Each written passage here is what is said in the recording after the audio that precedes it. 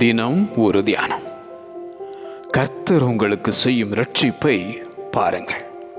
யாத்ராகமம் அதிகாரம் 14 வசனம் 13. கர்த்தர் உங்களுக்காக யுத்தம் பண்ணுவார், நீங்கள் சும்மா இருப்பீர்கள். பயப்படாதீர்கள். உங்கள் பகைஞருக்கு நீங்களாக்கி ரட்சிக்கப்படுவீர்கள். அவருடைய வலது கரமும் அவருடைய பரிசுத்த புயமும் ரட்சிப்பை உண்டாக்கினது என பாடின தாவீது.